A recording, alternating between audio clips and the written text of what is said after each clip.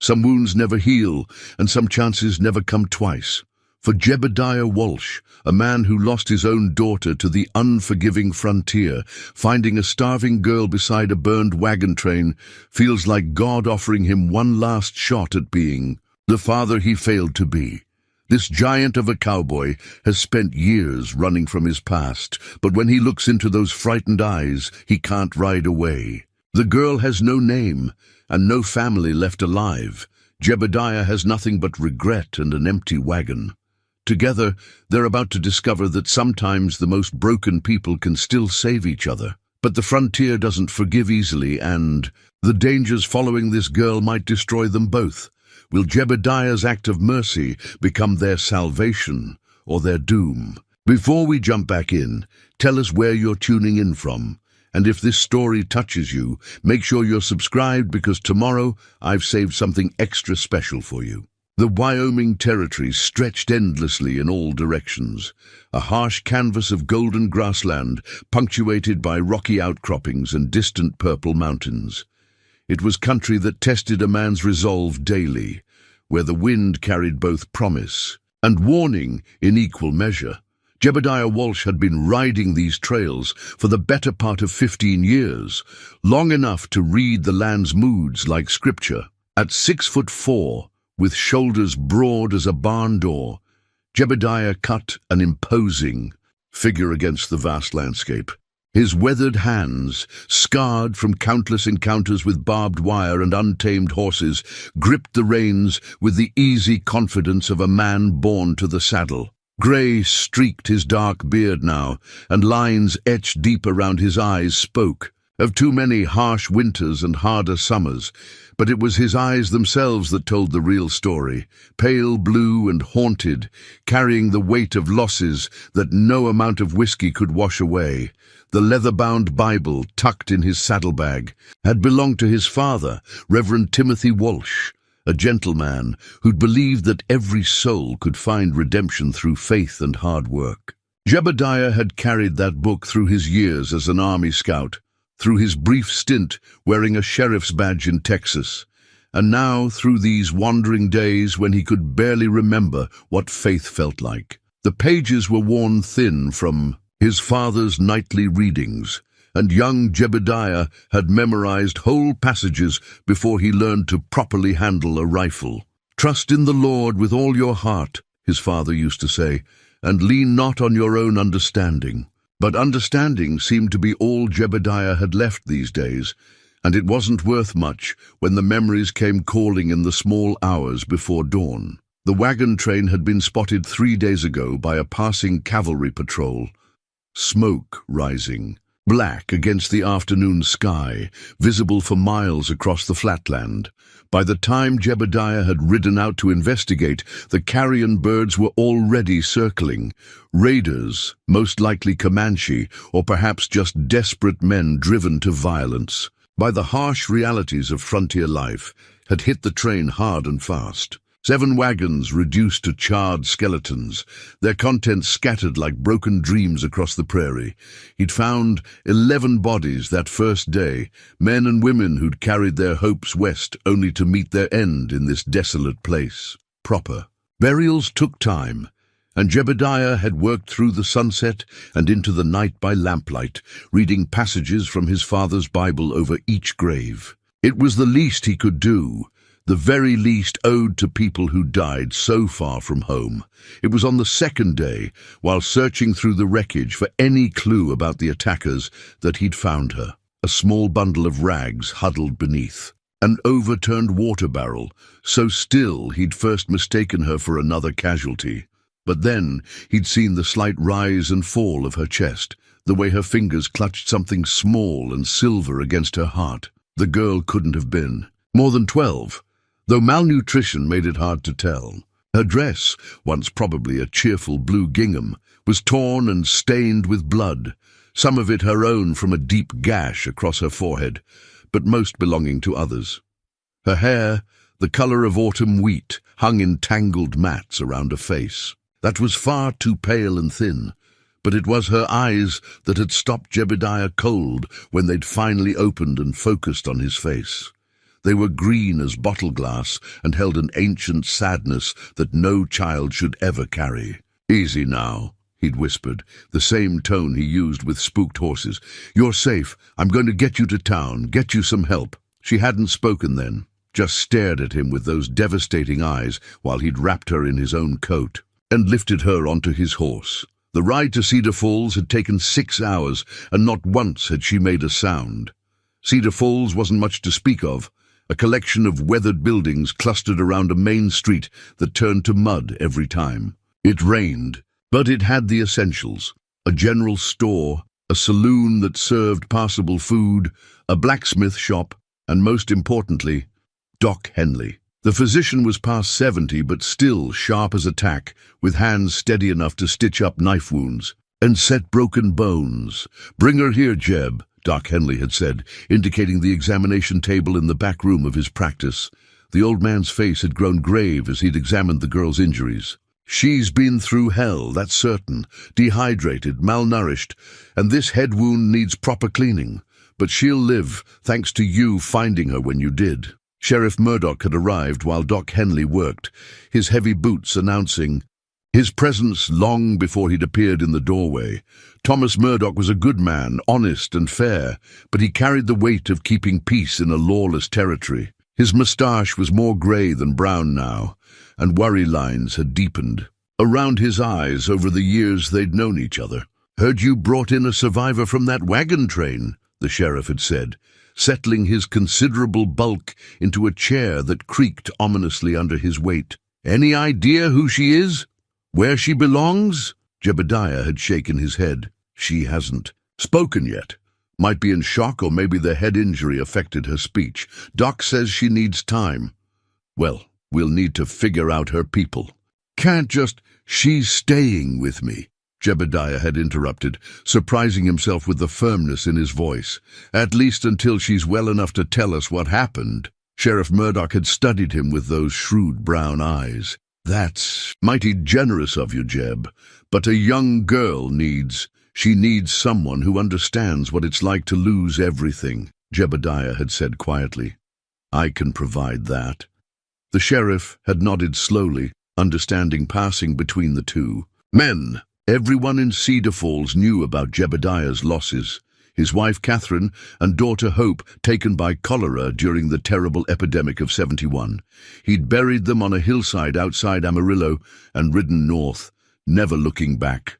Orville Kemp, who ran the saloon and boarding house, had offered Jebediah a room with 2 beds at a fair price. Orville was a former buffalo hunter who'd lost his left arm to a grizzly bear, but maintained a surprisingly optimistic outlook on life. His establishment was clean, his whiskey wasn't watered down, and he served the best beef stew in the territory. "Little one's welcome as long as she needs," Orville had said, his weathered face creasing into a kindly smile. "Ain't right what happened to those folks, but maybe something good can come of it."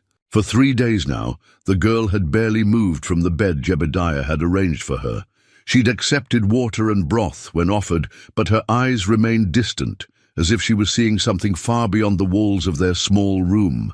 Jebediah found himself watching her sleep, noting the way she clutched that small silver object, a locket, he'd realized. Though she wouldn't let anyone close enough to examine it properly, it reminded him painfully of Hope, who'd had a similar way of clinging to her favorite doll during thunderstorms. His daughter had been the light of his world, with Catherine's gentle nature and his own stubborn determination. She'd been 8 when the cholera took her, old enough to understand she was dying, young enough to still believe her papa could save her. He couldn't save Hope, couldn't save Catherine, couldn't even save himself from the grief that followed. But maybe, just maybe, he could save this nameless girl who'd survived when everyone else had perished. Maybe that was why he'd found her. Not chance, but providence, offering him one last opportunity to be the protector he'd failed to be before. The sun was setting behind the mountains when she finally spoke, her voice barely a whisper in the gathering dusk. "They're all dead." Jebediah had been reading by lamplight, his father's Bible open to the book of Psalms, when her words stopped him cold. He looked up to find her watching him with those haunting green eyes, more alert than she'd been since he'd found her. "Yes," he said gently, closing the book and setting it aside. "I'm sorry. I buried them proper, said words over each grave." She nodded, a single tear trailing down her cheek. "Mama told me to hide, told me to be quiet no matter what I heard. You did right listening to her. She saved your life." "I want to remember her voice," the girl whispered, "but it's getting harder." Jebediah moved carefully to the chair beside her bed, his movements slow and unthreatening. "What was her name, your mother?" "Elizabeth. Elizabeth Ann Morrison." The girl's voice grew stronger as she spoke the name. "She used to sing to me at night. Amazing Grace, mostly, but sometimes she'd make up songs about whatever we saw on the trail that day. She sounds like a good woman." She was. The girl sat up slowly, wincing as the movement pulled at her injuries. "Are you going to keep me?" The question hit Jebediah like a physical blow. Such simple words, but they carried the weight of a child's entire world. He thought of Hope asking him similar questions when Catherine had grown too sick to care for her properly. "If you'll have me," he said finally. "I know I'm not much to look at and I'm not young anymore. But I promise you this, no one will hurt you again while I draw breath." For the first time since he'd found her, something like hope flickered in those green eyes. "What should I call you?" "Jebediah. Jeb, if that's easier. She paused, her hand moving instinctively to the locket.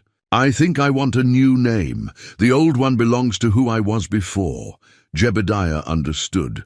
Sometimes a person needed to shed their past like a snake sheds its skin, emerging changed and ready for whatever came next. "What name feels right to you?" She considered this for a long moment, her young face serious with the weight of choosing her own identity. "Mercy," she said finally. "I'd like to be called Mercy." "Mercy Morrison," Jebediah said, testing the sound of it. "That's a fine name, a name with meaning. Will you teach me things, like how to ride a horse properly and maybe how to read better? I'll teach you everything I know," he promised, "and probably a few things I shouldn't." She almost smiled at that, the expression transforming her face from tragic to merely young. "When can we leave this place?" "Soon as you're strong enough to travel. Where would you like to go?" "Anywhere that's not here," Mercy said, and Jebediah heard echoes of his own wandering spirit in her words. Outside their window, Cedar Falls was settling into evening quiet. Lamplight flickered in windows, and somewhere a dog barked at shadows. It was a peaceful scene, but Jebediah knew that peace was often temporary in this part of the world. Still, for tonight, they were safe. For tonight, that was enough. He picked up his Bible again, finding comfort in the familiar weight of it. Tomorrow would bring its own challenges, but tonight he had purpose again. Tonight, he wasn't just a broken man carrying the ghosts of his failures. He was a protector, a guardian, maybe even something approaching a father. "Jeb," Mercy's voice, was growing drowsy again. "What is it, child? Thank you for not leaving me there." "Thank you," he replied quietly, "for giving me a reason to stay." 3 strangers rode into Cedar Falls on a Tuesday morning when the autumn air carried the first bite of winter. Jebediah noticed them from the window of Orville's saloon, where he'd been sharing coffee and conversation with Doc Henley while Mercy slept upstairs. The men sat their horses with the easy confidence of those accustomed to violence, their eyes scanning the street with predatory interest. "Bounty hunters," Doc Henley observed quietly, following Jebediah's gaze. "Or worse." The lead rider was a lean man with a salt and pepper beard and eyes like chips of flint. His companions flanked him, one a heavy-set fellow with scarred knuckles, the other young and nervous, constantly adjusting his gun belt. All 3 wore the hard-worn clothes of men who lived in the saddle, and their horses showed the lean muscle of animals pushed to their limits. "Morning," the leader called out to Sheriff Murdoch, who'd emerged from his office with the wariness of a man who'd survived 20 years of frontier law enforcement. "Name's Fletcher Kane. We're looking for survivors from that wagon train got hit a few days back. What's your interest in the matter?" Murdoch replied, his hand resting casually on his gun butt. Kane dismounted with fluid grace, his spurs jingling softly against the wooden boardwalk. "We're tracking some stolen property, valuable items that went missing from a bank robbery down in Cheyenne. Word is, the thieves might have joined up with that train." From the saloon window, Jebediah watched the exchange with growing unease. Something about Kane's story didn't sit right. The timeline was wrong, for one thing. The wagon train had been heading west for weeks before any bank robbery in Cheyenne. "Only survivor was a young girl," Murdoch said carefully. "She's been through enough trauma without strangers pestering her with questions." "Now, Sheriff, we're not looking to cause the child any distress," Kane said, his voice carrying the smooth persuasion of a snake oil salesman. "Just need to know if she saw anything unusual. Maybe someone carrying a leather satchel, or talking about money they shouldn't have had." Mercy stirred upstairs, and Jebediah could hear her footsteps on the wooden floor. She'd been gaining strength daily, even venturing downstairs for meals, but something about these strangers set his nerves on edge. He made a decision. "Stay here. With Doc," he told Mercy as she appeared at the top of the stairs. "Don't come down until I say it's safe." Her green eyes widened with alarm. "What's wrong?" "Probably nothing. Just being careful." But when Jebediah stepped outside to join the conversation, he saw Kane's eyes sharpen with recognition. The bounty hunter's gaze flicked between him and the upstairs window where Mercy's silhouette was briefly visible. "That her up there?" Kane asked him. "The survivor? She's under my protection," Jebediah said, his voice carrying the quiet authority of a man who'd faced down worse than 3 drifters. "And she's been through enough." Kane studied him with calculating eyes. "You're Jebediah. Walsh, heard about you from down Texas way. Used to wear a badge yourself, didn't you?" The casual mention of his past sent ice through Jebediah's veins. Very few people knew about his time as a lawman, and fewer still knew why he'd left. "That's old news, is it now?" Kane's smile was sharp as a blade. "See, thing is, we've got reason to believe that girl might have seen something important, something worth a considerable reward to the right people." Sheriff Murdoch stepped closer, his bulk casting a shadow over the smaller man. "Mr. Kane, I believe I made myself clear. The child is under the law's protection, and she'll stay that way until we determine her proper guardians." "Of course, Sheriff. Wouldn't want to interfere with the law." Kane touched the brim of his hat in mock respect. "We'll just wait around town for a day or two.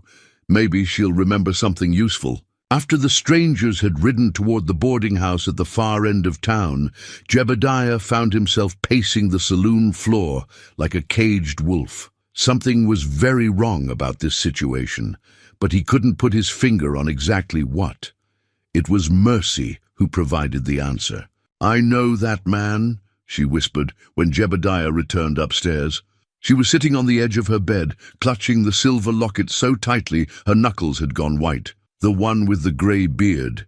He came to our camp 2 nights before." "The attack!" Jebediah's blood ran cold. "What did he want?" He was asking Papa about. Mercy stopped abruptly, her face going pale. "I wasn't supposed to call him Papa.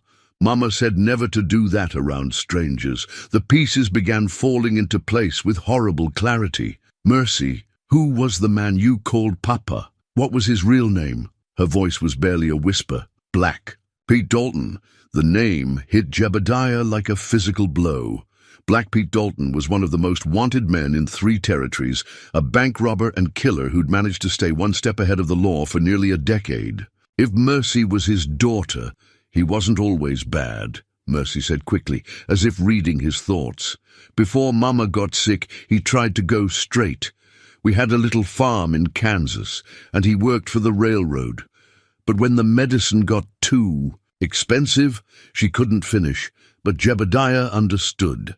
Desperation had driven good men to worse deeds throughout the frontier's bloody history. That man downstairs, Kane, he came looking for Papa, said there were people who wanted their money back. Papa told him he didn't know what he was talking about, but I could see he was scared. Where's your father now?" "Dead." The word came out flat and final.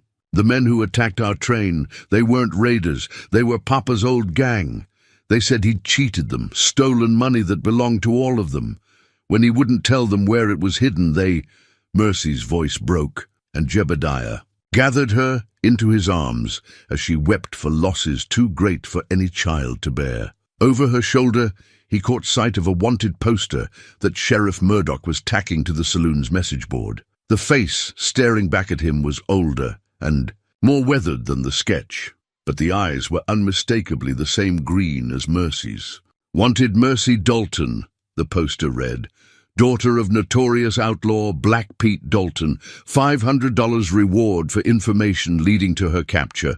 Wanted for questioning in connection with multiple bank robberies and the murder of 3 lawmen." $500 was more money than most frontier families saw in 2 years. It was enough to tempt even honest men, and Kane didn't strike Jebediah as particularly honest. "They think I know where Papa hid the money," Mercy whispered against his chest. "But I don't. I swear I don't know anything about any money." Sheriff Murdoch appeared in the doorway, the wanted poster clutched in his weathered hands. His face was grave as he looked between Jebediah and the girl.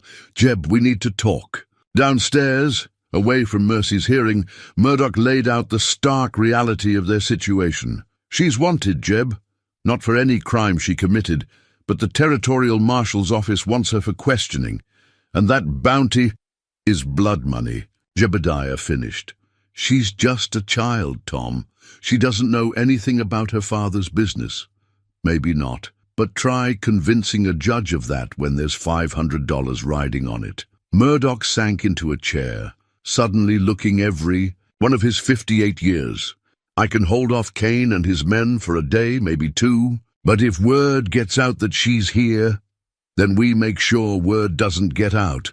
And how do we do that?" Jebediah was quiet for a long moment, his mind racing through possibilities. Finally, he looked up at his old friend with grim determination. "We disappear. Jeb, that's the only way to keep her safe. You know as well as I do that bounty hunters aren't particular about bringing their quarry back alive. And even if she survives long enough for a trial, what kind of life will she have? An orphan with a price on her head and a dead outlaw for a father." Murdoch studied him carefully. "You're talking about making yourself a fugitive. Harboring a wanted person is a serious charge. I've been running from something my whole life, Tom. Might as well run towards something for a change." Upstairs, they could hear Mercy moving around, probably pressing her ear to the floor to try to catch their conversation. She was a smart girl, too smart not to understand the danger she was in. "I can give you until dawn," Murdoch said finally. "After that, I'll have to report that she's here. It's my duty." "I understand." "No, Jeb, I don't think you do." The sheriff's voice was heavy with regret. "Those men aren't just bounty hunters. Kane's got a reputation for being thorough. If he thinks that girl knows something about Black Pete's hidden money, he'll do whatever it takes to make her talk." Jebediah felt something cold and familiar settle in his chest, the same feeling he'd carried during his worst days wearing a badge, when choices came down to who lived and who died. "Then I guess we'd better make sure he never gets the chance." As if summoned by their words, Kane appeared in the saloon doorway, his cold eyes taking in the scene with predatory interest. "Afternoon, gentlemen. Lovely day, isn't it? Perfect weather for a long ride." His smile was sharp enough to cut glass. "Hope that young lady's feeling better. Hate to think of her suffering any more than she already has." The threat was subtle, but unmistakable. Jebediah's hand moved instinctively toward his gun, but Sheriff Murdoch stepped between them. "Mr. Kane, I believe I suggested you wait elsewhere." "Just being neighborly, Sheriff. Making sure everyone understands the situation clearly." Kane's eyes found Jebediah's and held them. "Sometimes people make poor choices when they don't have all the facts. Hate to see good folks get hurt over a misunderstanding." After Kane left, Jebediah climbed the stairs to find Mercy sitting by the window, watching the street with the wary attention of a hunted animal. "We're leaving, aren't we?" she asked without turning around. "Tonight, after the town's asleep, because of who I am. Because of Papa." Jebediah sat beside her on the narrow bed, choosing his words carefully. Because some people think you're worth more as a prisoner than as a person, and I aim to prove them wrong. Mercy turned to look at him then, and he saw something fierce and determined burning in those green eyes, something that reminded him that she was Black Pete Dalton's daughter, in more ways than blood. Where will we go? West, as far as we need to. And if they follow us? Jebediah's smile was grim but reassuring. Then they'll learn why smart men don't corner wounded wolves. They left Cedar Falls in the darkest hour before dawn, when even the dogs had settled into sleep, and the only sounds were the whisper of wind through prairie grass and the soft creak of wagon wheels on packed earth. Jebediah had loaded his supplies carefully. Enough food for 2 weeks, ammunition, blankets, and a few precious books, including his father's Bible. Everything that mattered to him now could fit in the back of a simple farm wagon. Mercy sat beside him on the driver's bench, wrapped in one of his old coats that hung nearly to her ankles. She hadn't spoken since they'd crept from Orville's boarding house, but her green eyes remained alert, scanning the darkness for signs of pursuit. In her small hands, she clutched a bundle containing her few possessions, the torn dress she'd been wearing when he found her, the silver locket that never left her side, and now a spare set of boys' clothes that Doc Henley had quietly provided.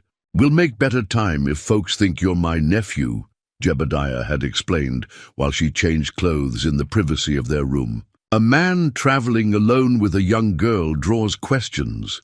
A man and his nephew heading west to find work. That's common enough. The transformation had been startling. With her wheat-colored hair tucked under a worn cap and her slight frame hidden by loose clothing, Mercy could easily pass for a boy of 10 or 11. But nothing could disguise the ancient sadness in her eyes or the way she flinched at sudden sounds. 20 miles outside Cedar Falls, as the sun painted the eastern sky in shades of rose and gold, they stopped to rest the horses and share a simple breakfast of hardtack and jerky. It was then that Mercy finally broke her silence. Was my father really as bad as they say? Jebediah considered his words carefully while he checked the wagon's wheels and harness. Among his few possessions, hidden beneath a loose board in the wagon bed, were his old army discharge papers, documents that told a story he'd never shared with anyone in Cedar Falls. The papers bore the stamp "Dishonorable Discharge" and cited insubordination as the reason for his dismissal from military service. The truth was more complicated.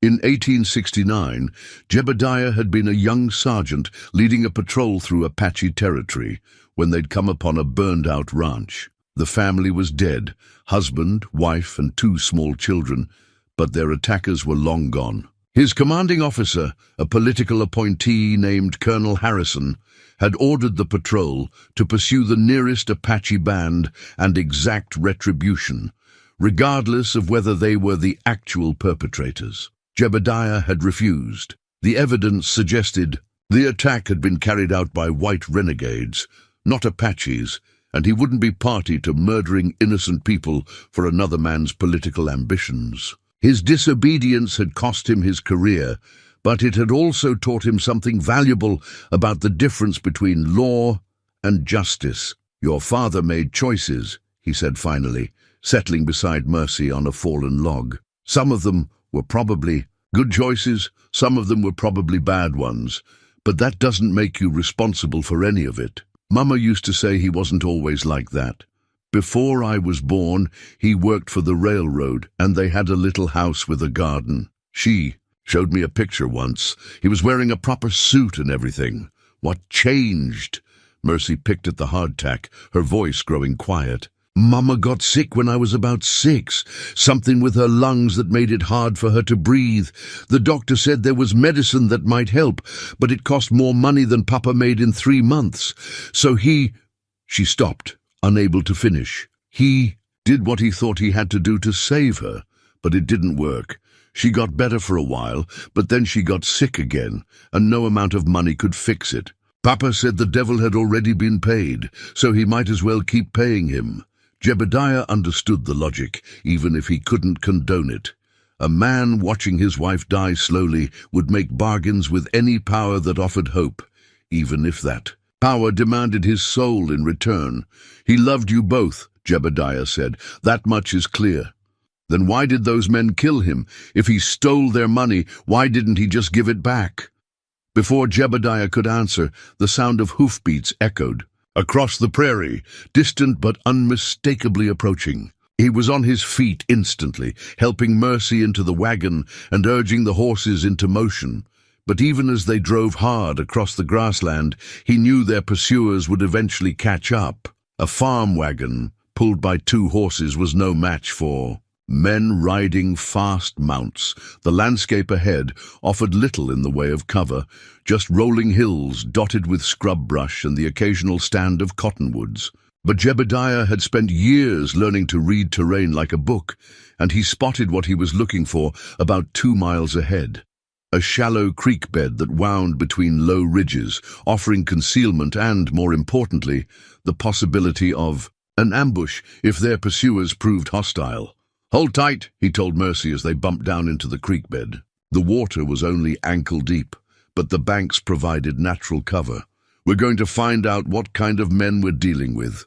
He positioned the wagon behind a cluster of boulders and checked his rifle, a well-maintained Winchester that had seen him through his army days and beyond. Mercy watched him with wide eyes, and he realized she'd probably never seen a man prepare for violence. "Stay in the wagon," he instructed. "No matter what happens. Keep your head down and don't make a sound." The riders appeared on the ridge above them 15 minutes later, 3 men, silhouetted against the morning sky. Even at a distance, Jebediah recognized Cain's lean frame and confident posture. They'd followed the wagon tracks with professional skill, but they'd also ridden hard enough that their horses were showing signs of fatigue. Cain called out across the creek bed, his voice carrying clearly in the thin air. "Walsh, we know you're down there.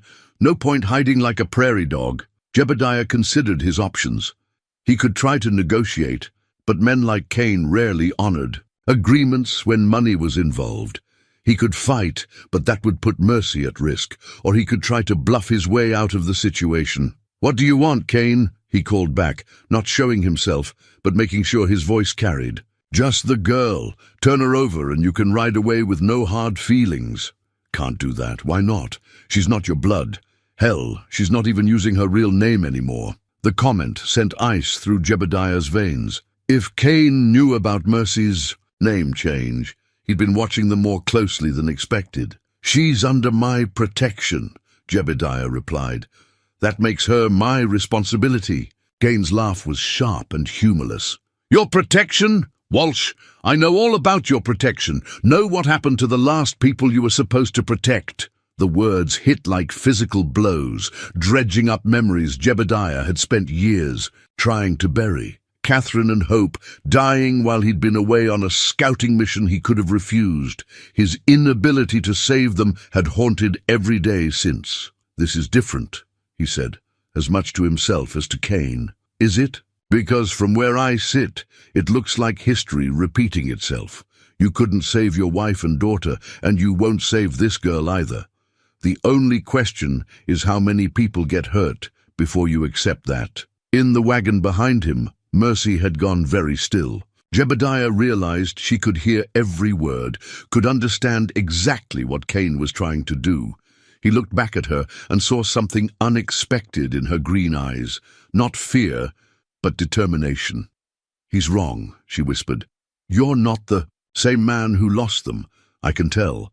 Her faith in him was both humbling and terrifying. He'd failed before, failed spectacularly, and the weight of that failure had shaped every choice he'd made since. But looking at Mercy, this brave girl who'd chosen to trust him despite having every reason to fear the world, he felt something shift inside his chest. Something that felt almost like hope. "Last chance, Walsh," Cain called.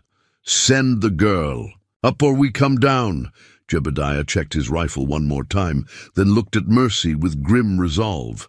"Remember what I told you. Keep your head down." When he stepped out from behind the rocks, his Winchester was ready, and his stance spoke of a man who'd faced worse odds and survived. The morning sun was at his back, putting his face in shadow and forcing Kane's men to squint against the glare. Then, "Come ahead," he called back, "but know that the first man who moves against that child will be the last." The silence that followed stretched like a bowstring, filled with the potential for violence. Then Kane laughed again, but this time there was less confidence in the sound. "You're outnumbered, Walsh, 3-1.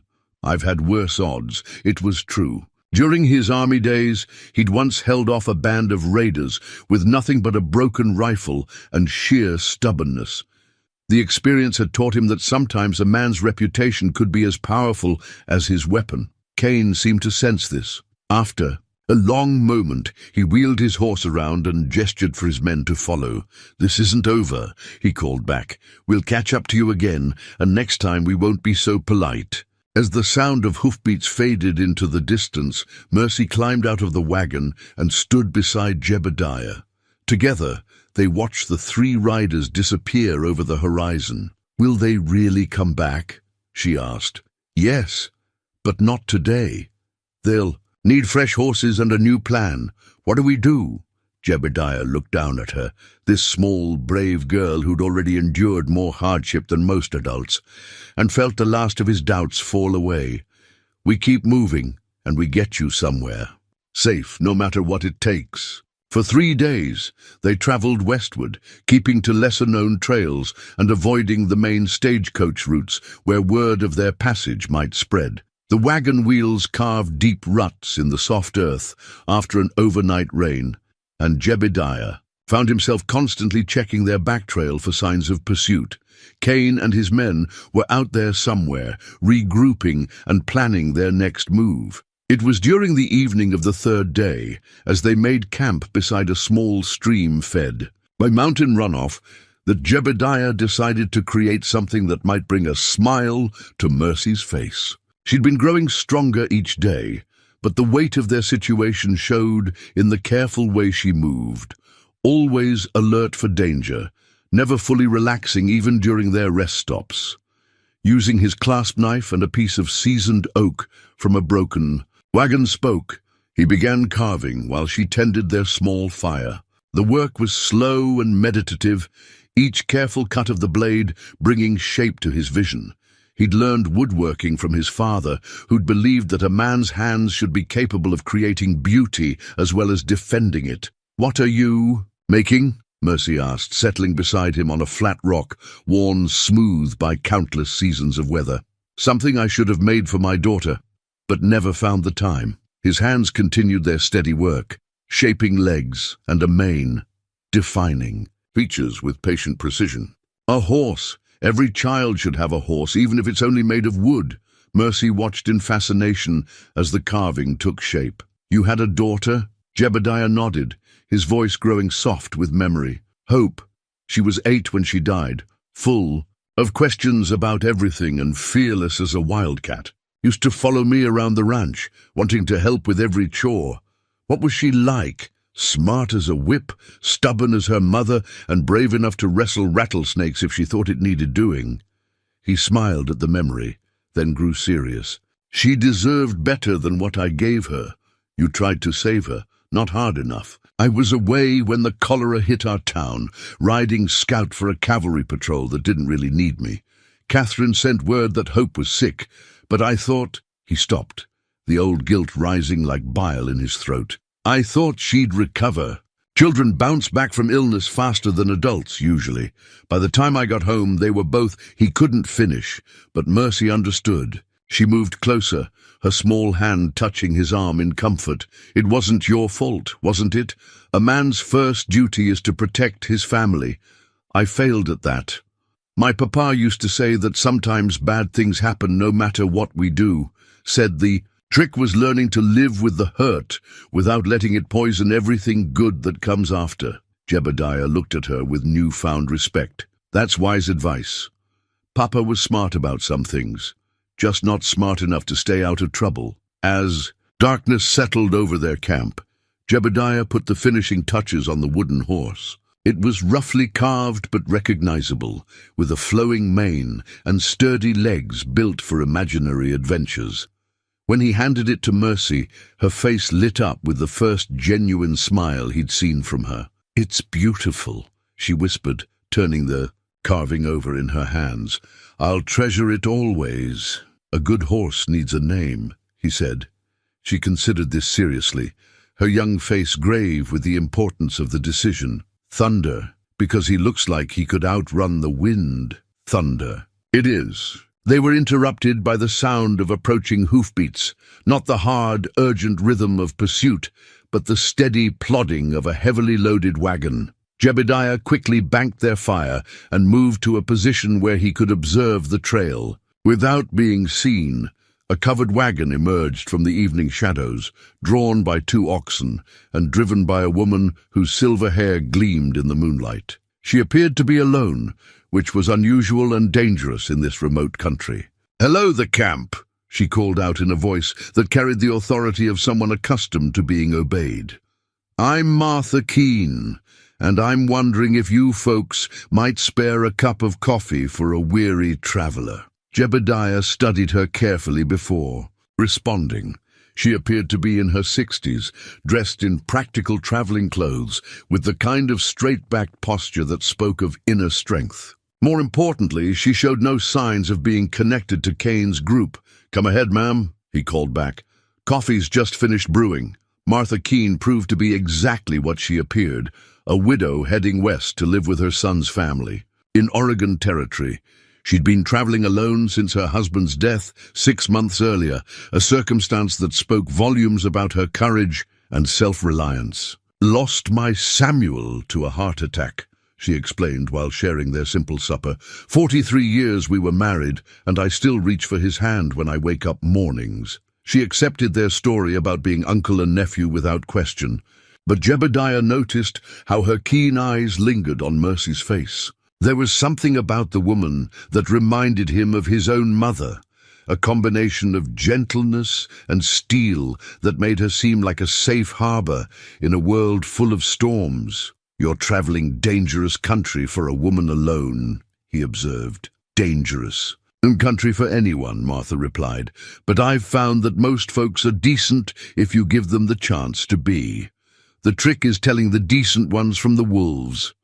After supper, while Jebediah checked on the horses, Martha engaged Mercy in conversation about the wooden carving. He could hear the gentle cadence of their voices, and something in Mercy's tone told him she was responding to the maternal warmth that Martha radiated naturally. "That's a fine horse," Martha was saying. "Does he have a name?" "Thunder. Jeb made him for me. Your uncle's a skilled craftsman, and a good man, from what I can tell. He saved my life, found me when everyone else was—" Mercy's voice faltered, and Jebediah heard Martha make soft, comforting sounds. "Sometimes the Lord puts people in our path exactly when we need them." "Most," the older woman said. "Sounds like you and your uncle found each other at the right time." When Jebediah returned to the fire, he found Mercy curled up against Martha's side like a kitten seeking warmth. The sight stirred something deep in his chest, a recognition of what the girl needed that he couldn't provide alone. "Ma'am," he said carefully, "would you consider taking Mercy with you to Oregon? I'd pay for her passage, of course, and your son's family." "No." Mercy sat up quickly, her eyes wide with alarm. "I won't leave you. We're supposed to stay together." Martha studied them both with the wisdom of a woman who'd raised 5 children of her own. "Seems to me this young lady's made her choice, and from what I can see, she chose well, but she'd be safer. Safer maybe, but not happier. Childs. Lost enough people already?" Martha's voice carried gentle authority. "Besides, looks to me like you need her as much as she needs you." That night, after Martha had settled into her own wagon for sleep, Mercy sat beside Jebediah as he kept watch. She clutched the wooden horse in one hand and her silver locket in the other, 2 talismans representing different parts of her life. "She's nice," Mercy said softly. "She is. She could give you things I can't. A woman's guidance, a proper home, safety. I don't want safety without you." Her voice was firm despite her youth. You're my family now, the only family I have left. Jebediah felt his throat tighten with emotion. You sure about that? Once we leave here, there's no going back. We'll be running for a long time. Maybe forever. Then we'll run together. She looked up at him with those startling green eyes. Unless you don't want me anymore. Want you? He had to clear his throat before continuing. Child, you're the best thing that's happened to me in 10 years. I just want to make sure you understand what you're choosing. I understand. I'm choosing you. In the distance, a coyote howled its loneliness to the stars, and Jebediah felt something settle in his chest that he hadn't experienced since Catherine and Hope died. Purpose, direction, the knowledge that he had something worth protecting. Again. All right then, he said quietly. We'll face whatever comes together. Mercy smiled and leaned against his shoulder, already half asleep. Together, she agreed. As the night deepened around them, Jebediah kept watch over their small camp. Somewhere, out there, Cain and his men were still hunting them. Somewhere ahead lay unknown dangers and uncertain refuge. But for now, in this moment, he had everything that mattered. A child who trusted him and a chance to be the protector he'd failed to be before. The wooden horse gleamed softly in the firelight, a symbol of hope carved from the timber of the past and shaped by hands that had learned to create as well as destroy. Tomorrow would bring new challenges, but tonight there was peace. And sometimes, Jebediah reflected, peace was enough. They parted ways with Martha Keene at sunrise, her wagon heading northwest toward the Oregon Trail while they continued due west into the mountains. Mercy watched the older woman's departure with tears in her eyes, and Jebediah understood the ache of losing someone who'd shown them kindness. In their fugitive existence, such moments of grace were precious and fleeting. The terrain grew rougher as they climbed into the foothills, forcing them to abandon the wagon for packhorses Martha had traded them for their remaining supplies. Everything they owned now fit into 4 saddlebags and a bedroll, their possessions whittled down to absolute necessities. But traveling on horseback meant they could take paths no wagon could follow, gaining precious distance from their pursuers. It was while setting up camp in a secluded canyon that Mercy made her discovery. She'd been sorting through her few belongings, trying to repair a tear in her dress, when her fingers found something unusual sewn into the hem.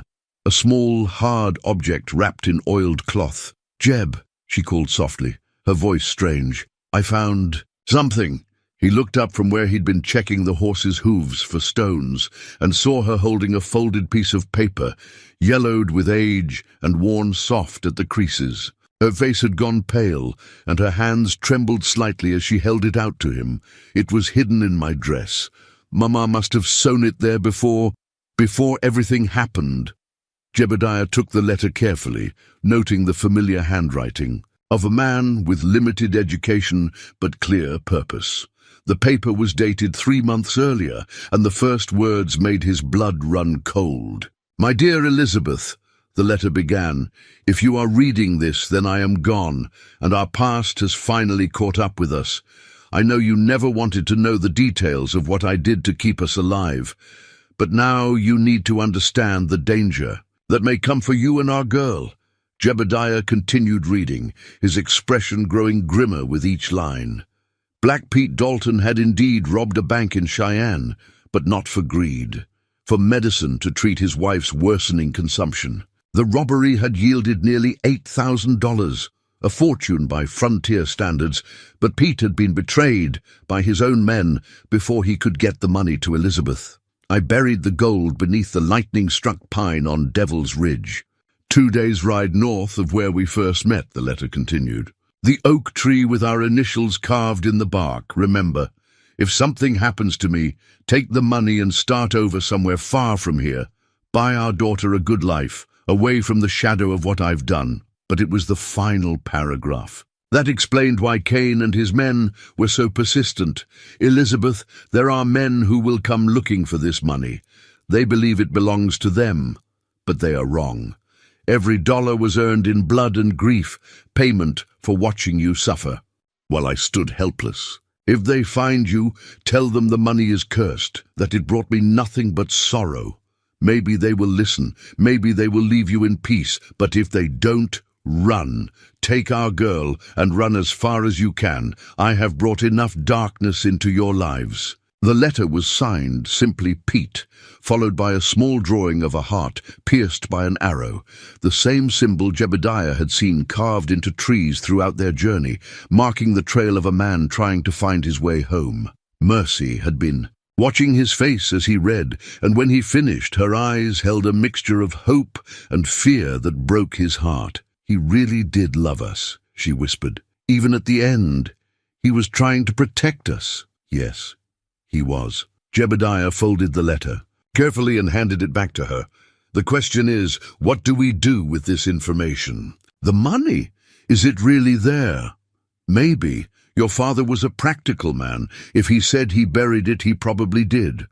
Mercy clutched the letter against her chest, her young mind wrestling with possibilities and consequences. $8,000 is enough to go anywhere, isn't it?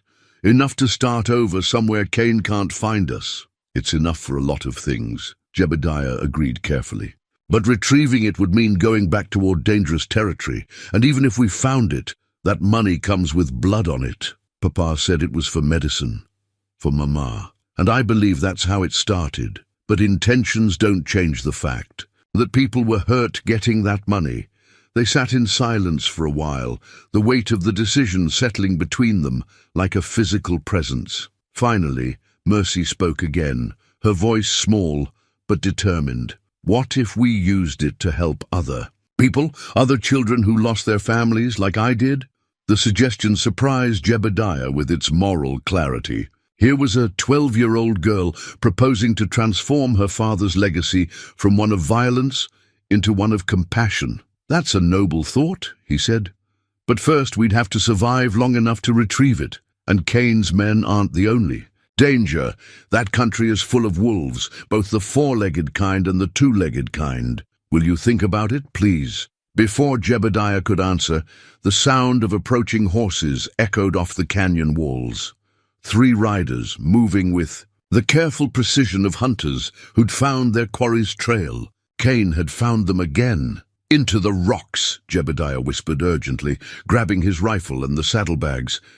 "Stay low and don't make a sound." They scrambled up the rocky slope behind their camp, finding concealment among the boulders just as Cain and his men rode into view. From their hiding place, Jebediah could see the bounty hunter's cold smile as he examined their abandoned campfire. "Still warm," Cain called to his companions. "Can't be more than an hour ahead of us." One of the other men, the nervous young one Jebediah had noticed in Cedar Falls, dismounted and began examining the ground for tracks. "Looks like they went up into the rocks. Could be anywhere up there." "Then we flush them out," Cain replied. "Spread out and work your way up. Watch for ambush spots. Walsh is too smart to run without a plan." What followed was a tense game of cat and mouse among the canyon walls. Cain's men moved methodically through the rocks, calling out taunts and threats designed to provoke a response. But Jebediah had learned patience during his army days, and he kept Mercy pressed close against him, behind a massive boulder, both of them breathing as quietly as possible. "We know you're up there, Walsh," Cain's voice echoed off the stone walls. "And we know about the letter. Saw the girl reading it before you spotted us." Jebediah's blood ran cold. If Cain knew about Black Pete's confession, then the stakes had just gotten much higher. $8,000 was a fortune worth killing for, and Cain struck him as a man with flexible morals when money was involved. "Funny thing about that letter," Cain continued, his voice growing closer. "See, we had a long conversation with Black Pete before he died. Real educational talk about hidden treasure and family obligations. He was surprisingly talkative once we explained the situation properly." Beside him, Mercy stiffened with rage and grief. Jebediah placed a gentle hand on her shoulder, warning her to stay quiet. "Point is, we know where that gold is buried, and we know the girl's the only one with the legal right to claim it. Well, her and whoever happens to be her legal guardian at the time. Funny how the law works sometimes." The implication was clear. Cain intended to force Mercy to retrieve the gold, then eliminate both of them once he had what he wanted. It was a coldly practical plan from a man who'd clearly thought through all the angles. "So here's my final offer," Cain called out. "Send the girl down, and I'll let you ride away. Keep her, and I'll make sure you both regret it." Jebediah felt Mercy's small hand slip into his, her fingers trembling but her grip firm. When he looked down at her, he saw something that reminded him powerfully of her father. A stubborn refusal, to be broken by circumstance. "Whatever happens," she whispered, "we stay together." "Together," he agreed quietly. As the sun began to set behind the canyon rim, painting the rocks in shades of gold and crimson, Jebediah made his decision. Cain and his men held the high ground in superior numbers, but they also had something to lose: the knowledge that the gold existed and their certainty that Mercy was the key to claiming it. "Cain!" he called out, his voice carrying clearly in the thin mountain air. "I've got a counter-proposal for you. I'm listening. You want the gold and we want to be left alone. Maybe there's a way for both of us to get what we want." Cain's laughter was sharp and humorless. "You planning to split it with us? That's mighty generous of a man in your position. I'm planning to make you an offer you'll understand. The girl and I will retrieve the gold, but on our terms, not yours. You follow us at a distance, and when we have it, we'll negotiate a fair split. What's to stop me from just taking it all once you dig it up? The fact that you need us alive. The girl's the only one who can legally claim her father's property, and I'm the only one who can keep her alive long enough to do it." There was a long silence while Cain considered this. Finally, his voice came back, thoughtful and calculating. "Interesting proposition, but I think I'll stick with my original plan." The gunfire started immediately after, bullets ricocheting off the rocks around their hiding place. But Jebediah had expected this. Men like Cain didn't negotiate when they thought they held all the cards. What Cain didn't know was that Jebediah had spent the last few minutes studying the canyon's geography, noting the way sound echoed off the walls and identifying potential escape routes. He'd also noticed something else: storm clouds gathering over the mountain peaks, promising the kind of flash flood that could turn a peaceful canyon into a death trap. "When I give the word," he whispered to Mercy, "we're going to move fast toward that narrow passage in the rocks. Stay behind me and keep your head down. What about the horses? We'll come back for them later. Right now we need to get to higher ground." As if summoned by his words, thunder rumbled overhead and the first fat raindrops began to fall. Within minutes, the gentle sprinkle had become a downpour, turning the canyon floor into a rushing stream. Cain's men, focused on the hunt, didn't notice the danger until it was almost too late. But Jebediah had been watching for it. And when the wall of water came roaring down the canyon, he and Mercy were already climbing towards safety. Behind them, they could hear Cain shouting orders and his men scrambling for higher ground. The flash flood would delay pursuit for hours, maybe even days, giving them the head start they desperately needed. As they climbed through the rain-slicked rocks, Mercy clutched her father's letter in one hand and the wooden horse in the other. 2 artifacts representing the past she was leaving behind and the future she was choosing to embrace. The storm passed by morning, leaving the canyon floor scoured clean and their camp completely washed away. Cain and his men were nowhere to be seen, though Jebediah knew they were still out there somewhere, probably nursing bruised pride and planning their next move. The flash flood had bought them time, but it had also cost them their horses and most of their supplies. They spent the day salvaging what they could from the debris scattered along the canyon walls. A few pieces of jerky caught in the rocks, their water canteens wedged beneath a fallen tree, and miraculously Jebediah's rifle, which had been carried nearly a mile downstream but remained functional. As they worked, Mercy seemed unusually quiet, turning something over in her small hands. "What is it?" Jebediah asked, settling beside her on a sun-warmed boulder. Without speaking, she opened her palm to reveal a simple gold wedding band, worn smooth by years of wear. The ring caught the afternoon light, seeming to glow with inner warmth despite its modest size. "It was Mama's," Mercy said softly. "I found it sewn into the collar of my dress, right next to where Papa's letter was hidden. I'd forgotten it was there."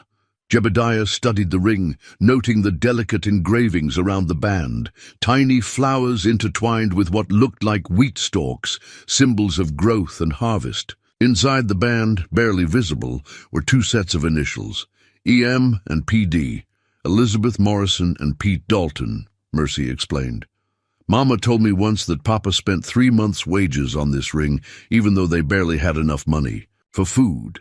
Said he wanted her to have something beautiful that would last forever." She held the ring up to the light, watching the way it caught and reflected the sun's rays. She wore it every day, even when her fingers got so thin it would slide around. Near the end, I had to help her keep it on with a piece of string. She wanted you to have it. I think she wanted me to remember that Papa wasn't always the man he became, that once he was just someone who loved her enough to sacrifice everything. For a simple gold band. Jebediah felt his throat tighten with emotion. Here was a child processing grief and loss with a wisdom that humbled him. "What does it make you think about? About the gold Papa buried? About whether taking it would make us like the people who hurt him? Or if we could use it to honor what he and Mama really wanted, for me to have a good life?" It was a profound question, one that got to the heart of moral complexity in a way that surprised him. "What do you think the answer is?"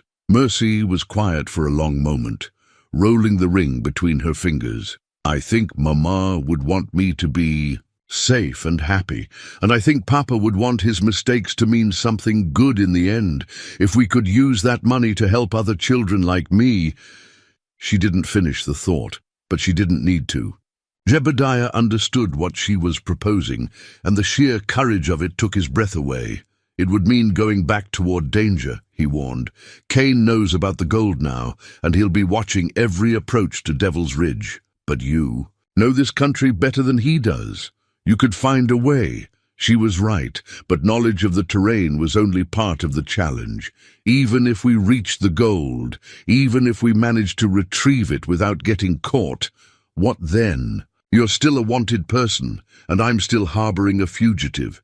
Then we go somewhere far away, somewhere they'll never think to look for us. "Where?" Mercy smiled, the expression transforming her face from careworn to genuinely hopeful. "Martha told me about California. Said there are places along the coast where the weather's always mild and people don't ask too many questions about the past. She said families can start over there, make new lives for themselves. California's a long way from here. Dangerous journey, especially with people hunting us, but possible." Jebediah considered the logistics. It would mean traveling over 1,000 miles through hostile territory, avoiding main roads and known settlements, living off the land while staying ahead of pursuit. It was the kind of desperate gamble that usually ended in disaster. But looking at Mercy, this brave girl who'd lost everything and still found the strength to dream of helping others, he felt something stir in his chest that he hadn't experienced in years.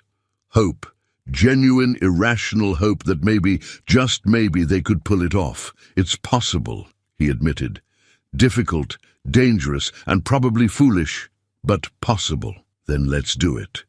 Before he could respond, the sound of distant gunfire echoed across the canyon, 3 shots evenly spaced, a signal. Cain and his men had regrouped and were announcing their presence, probably hoping to flush their quarry into the open. "They're closer than I thought," Jebediah muttered, checking his rifle and counting his remaining ammunition. "We need to move." As they gathered their few salvage possessions, Mercy slipped her mother's wedding ring onto her finger. It was far too large, but she wrapped a strip of cloth around the band to keep it secure. "For luck," she explained, seeing his questioning. "Look, your mother's blessing might be the only thing that gets us through this," he replied. They began climbing toward the canyon rim, following a treacherous path that would have been impossible for horses, but might just accommodate 2 people desperate enough to attempt it. The loose shale made every step precarious, and more than once Jebediah had to grab Mercy's arm to prevent her from sliding back down the slope. As they climbed, he found himself thinking about the path that had brought them to this point. 3 weeks ago, he'd been a lonely wanderer, with nothing to live for but old guilt and older grief. Now he was planning a 1,000-mile journey through dangerous territory, all to help a child he'd known for less than a month pursue an impossible dream of redemption. It should have felt like madness. Instead, it felt like purpose. "Jeb?" Mercy's voice was breathless from the climb, but determined. "What is it? If something happens to me, if Kane catches us, or we don't make it to California, I want you to know that these past weeks have been the happiest of my life. Having someone who cares about me, someone who wants to protect me, I never thought I'd have that again." "Nothing's going to happen to you," he said firmly. "I won't let it. I know you won't.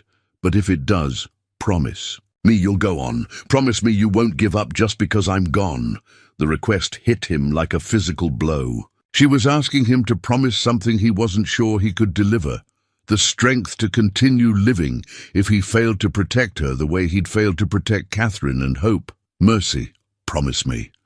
He looked into those green eyes that held far too much wisdom for someone so young, and realized she was offering him something precious, absolution for failures past and permission to survive future losses. "I promise," he said quietly, "but only if you promise me something in return." "What?" "Promise me you'll fight. No matter what happens, no matter how hopeless things look, promise me you'll never give up." She nodded solemnly, her mother's ring catching the light as she extended her hand. "I promise. They shook on it. This strange partnership between a broken man and an orphaned girl, sealing a pact that would carry them through whatever trials lay ahead. As they reached the canyon rim and looked out over the vast expanse of wilderness that stretched toward the distant mountains, Jebediah felt something shift inside him. The weight of his past failures was still there, but it no longer felt crushing. Instead, it felt like ballast, something heavy enough to keep him grounded when the storms came. "Devil's Ridge is 2 days north of here," he said, studying the terrain with a tactical eye. "If we travel at night and rest during the day, we might be able to avoid Kane's patrols. And after we get the gold, then we head west, toward the setting sun and whatever new life is waiting for us there." Mercy smiled, her hand touching the wooden horse tucked safely in her coat pocket. "Thunder and I are ready for an adventure, despite everything. The danger, the uncertainty, the likelihood that they were embarking on a fool's errand." Jebediah found himself smiling back. "Then, let's go find your father's treasure and turn it into something he'd be proud of." As they set off across the high country, following ancient game trails known only to hunters and hunted, the setting sun painted the sky in shades of gold and crimson. It was the color of hope, Jebediah thought, the color of second chances and new beginnings. Behind them, somewhere in the gathering darkness, Kane and his men were following. Ahead lay unknown dangers and uncertain refuge. But for the first time in years, Jebediah Walsh was running towards something instead of away from it, and that, he reflected, made all the difference in the world. They reached Devil's Ridge on the second night, traveling by moonlight through country so rough that even the most determined pursuit would have difficulty following their trail. The lightning-struck pine stood exactly where Black Pete's letter had indicated. A massive ponderosa split down the middle by some ancient storm, its blackened trunk standing like a monument against the star-filled sky. Jebediah had chosen their approach carefully, spending hours observing the area from concealed positions to ensure they weren't walking into an ambush.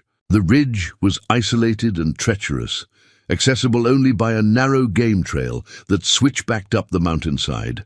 It was exactly the kind of place a desperate man would choose to hide something precious. "There," Mercy whispered, pointing to a gnarled oak tree about 50 yards from the lightning-struck pine. Even in the moonlight, Jebediah could make out the carved initials EM plus PD enclosed in a heart-shaped border. The carving was weathered, but still clearly visible, marking the spot where two young people had once declared their love for each other. They approached the oak tree cautiously, Jebediah keeping his rifle ready while Mercy searched for signs of disturbance around the base. The ground beneath the tree showed evidence of relatively recent digging, loose soil and disturbed. Roots that suggested someone had been here within the past few months. "Start digging about 3 feet northeast of the trunk," Jebediah instructed, handing Mercy the small folding shovel he'd salvaged from their destroyed camp. "Your father would have wanted it close enough to the tree to find easily, but far enough away that casual visitors wouldn't notice the disturbed ground." They worked in silence, taking turns with the shovel to avoid exhaustion. The mountain air was thin and cold, making every breath visible in small puffs of vapor. After an hour of careful excavation, Mercy's shovel struck something solid with a metallic clang. "I found it," she breathed, her voice barely audible in the still night air. Together, they cleared away the remaining dirt to reveal a sturdy metal strongbox, the kind used by banks to transport large amounts of currency. The lock had been broken off, and the hinges showed signs of rust, but the box itself remained intact. Jebediah lifted the strongbox carefully, noting its substantial weight. Whatever was inside represented more money than most people saw in a lifetime. But as he prepared to open it, the sound of approaching voices made them both freeze. "They're here somewhere," came Kane's familiar voice from the darkness below. "Found fresh sign at the base of the trail. Can't be more than an hour." "Ahead of us. How'd they know where to look?" asked another voice, the nervous young man from Kane's group. "Same way we did, boy. Information has a way of spreading when there's money involved," Jebediah cursed silently, realizing they'd been outmaneuvered. Kane must have had other sources of information about Black Pete's hiding place, or possibly even beaten the location out of someone else who knew the story. "We need to move," he whispered to Mercy. "Take the box and head for that cluster of rocks. I'll cover our retreat." But before they could move, a new voice rang out across the ridge, one that made Jebediah's blood run cold. "Evening, Walsh. Been a long time." The man who stepped into the moonlight was tall and lean, with silver hair and the kind of confident bearing that came from years of authority. He wore a well-maintained uniform with a star pinned to his chest, and his hand rested casually on the butt of a polished revolver. "Colt Rivers," Jebediah said quietly, recognition hitting him like a physical blow. "Marshal Colt Rivers now," the man corrected with a cold smile. "Territorial Marshal, to be precise. Been looking forward to this reunion for quite some time." From her position beside the strongbox, Mercy looked between the two men with growing alarm. There was a history here, something dangerous and unresolved that she didn't understand. "Surprised to see me," Rivers continued, stepping closer. "Thought you'd covered your tracks pretty well, didn't you? Changed your name, grew out that beard, became just another drifter in the vast frontier. But I never forgot, Jeb, never stopped looking. What do you want, Colt?" "What I've always wanted. Justice. Closure. The chance to finish what we started in Millerville all those years ago." The name hit Jebediah like a thunderbolt, dredging up memories he'd spent 15 years trying to bury. Millerville, Texas, the dusty border town where he'd worn a sheriff's badge and tried to be a lawman, where everything had gone so terribly. "Wrong, Mercy," he said quietly, not taking his eyes off Rivers. "Get behind the tree." But now she moved quickly, clutching the strongbox against her chest, but Jebediah could see she was listening to every word. Whatever Rivers was about to reveal would change how she saw him, possibly forever. "Go ahead," Rivers said, his voice carrying across the ridge like the crack of a whip. "Tell the girl who you really are, Walsh. Tell her about Sheriff Jebediah, Walsh of Millerville, Texas. Tell her about the innocent man you gunned down in cold blood." "It wasn't like that," Jebediah said, but his voice lacked conviction. How could he explain the complexity of that night to anyone who hadn't lived it? "Wasn't it? Because I remember it pretty clearly. March 15th, 1873. You shot an unarmed man in the back during a bank robbery investigation, killed him dead, then claimed he was reaching for a weapon that was never found. From behind the oak tree, Mercy made a small sound of distress. Jebediah felt his heart breaking as he heard her faith in him beginning to crumble. The man's name was Daniel Morrison. Rivers continued relentlessly. Ring any bells, little girl? Morrison was your grandfather. The words hit like a physical blow. Mercy stepped out from behind the tree, her face pale as moonlight, staring at Jebediah with eyes that held a mixture of shock and betrayal. You killed my grandfather? She whispered. Mercy, it's complicated. The situation wasn't what it seemed. He was investigating reports of corruption in the Millerville Sheriff's Department, Rivers explained with savage satisfaction. Morrison was a territorial investigator, sent to look into allegations that certain lawmen were taking bribes from cattle rustlers. Your friend Walsh here was one of the officers under investigation. That's not true, Jebediah said desperately. I was trying to protect him. There were other people involved, people with more to lose than... Save it, Walsh. I was there that night. I saw you shoot an unarmed man who was trying to serve a federal warrant for your arrest. The truth was more complicated than Rivers was making it sound, but Jebediah realized with growing despair that the complexity wouldn't matter to Mercy. All she would hear was that the man she'd trusted, the man she'd come to see as a father, a figure, had killed her grandfather. Morrison was reaching for something, Jebediah said, knowing how weak it sounded. In the darkness, I thought, you thought you could silence the investigation by silencing the investigator. Simple as that. No!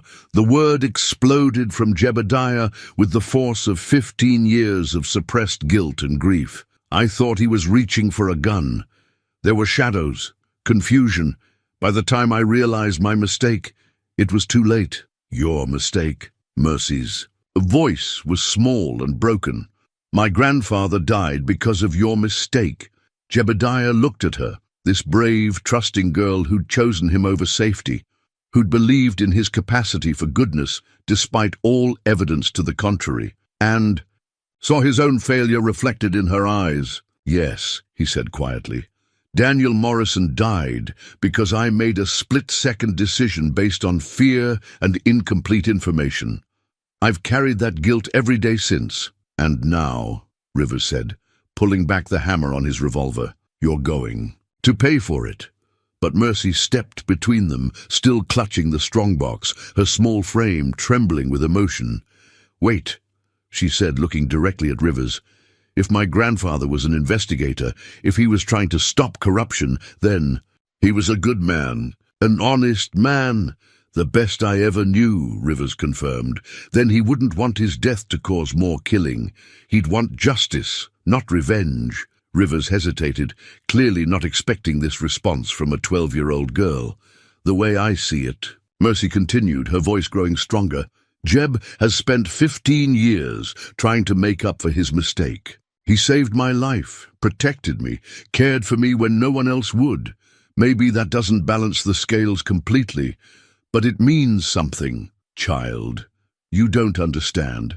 I understand that good people can make terrible mistakes and spend their whole lives trying to atone for them. I understand that my grandfather would rather see someone try to be better than see them destroyed for being human. She looked back at Jebediah, and he saw something in her eyes that he hadn't dared hope for. Not forgiveness, exactly, but understanding. The recognition that people were more complex than their worst moments. I'm angry, she said to him. I'm hurt and confused, and I don't know if I can trust you the same way I did before. But I also know that the man who carved me a wooden horse and promised to protect me isn't the same man who made that terrible mistake 15 years ago. Mercy, I'm not finished. She turned back to Rivers, holding the strongbox like a shield. This money belongs to me now. My father's legacy, for better or worse. And I choose to use it to honor my grandfather's memory by helping other people, not by funding more violence. Rivers stared at her for a long moment, his expression unreadable. Finally, he lowered his weapon. Your grandfather would be proud of you, he said quietly. You have his strength. Then help us. Instead of destroying the man who's trying to make amends, help us get to California, where we can use this money to help other children who've lost their families. The proposal hung in the night air like a challenge. Rivers looked between Mercy and Jebediah, weighing 15 years of anger against the wisdom of a child who'd suffered more loss than anyone her age should have to bear. 3 days, he said finally. I'll give you 3 days head start before I report your location. After that, you're on your own. That's all we need, Mercy said firmly. As Rivers disappeared back into the darkness, followed by Kane and his men who'd been listening from the shadows, Mercy sat down heavily beside the strongbox. The revelation about her grandfather had shaken her to her core, but she'd found the strength to choose compassion over vengeance. Why didn't you tell me? She asked without looking at him. Because I was afraid you'd look at me the way you're looking at me now. How am I looking at you? Jebediah considered the question carefully, like someone who's not sure whether to trust me anymore. You're right. I'm not sure. She finally looked up at him, and he saw the pain in her eyes. But I'm willing to find out, because the man who killed my grandfather might have been weak and frightened, but the man who saved me is strong and brave. I think I'd rather know the strong man than mourn the grandfather I never met.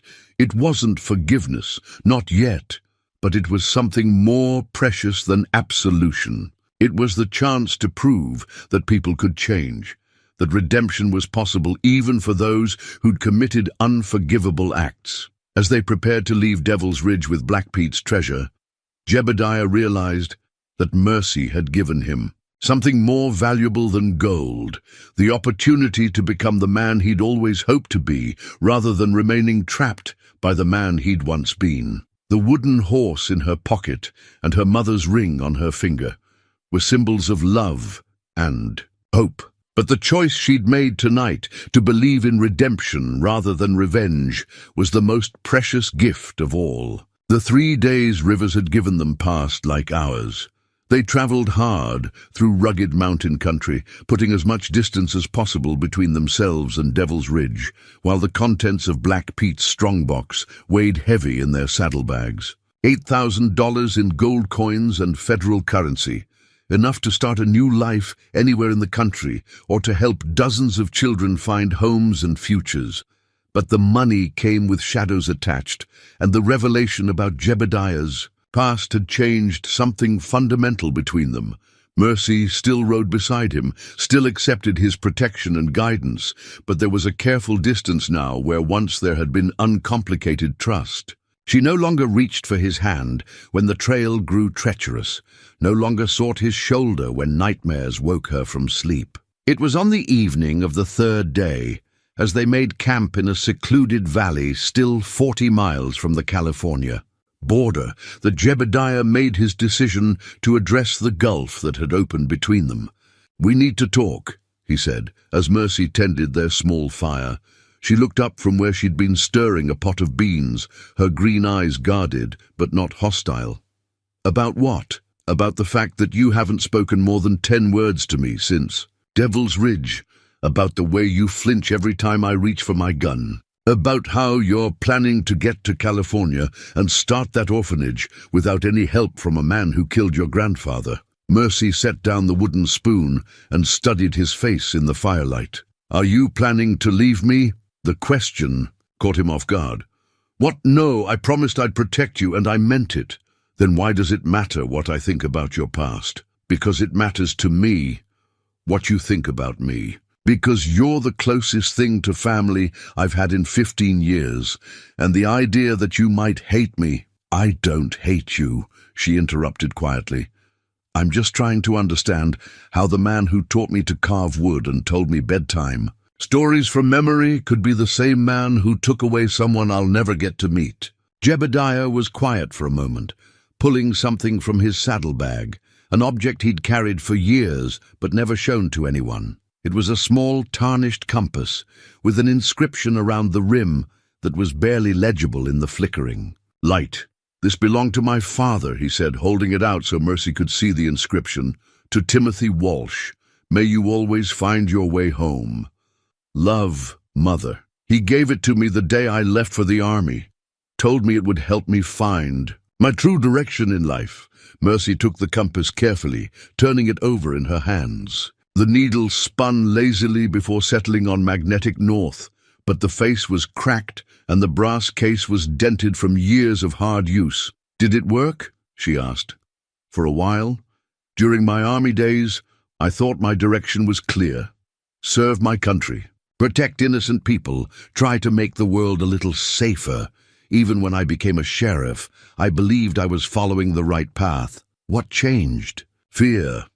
Corruption.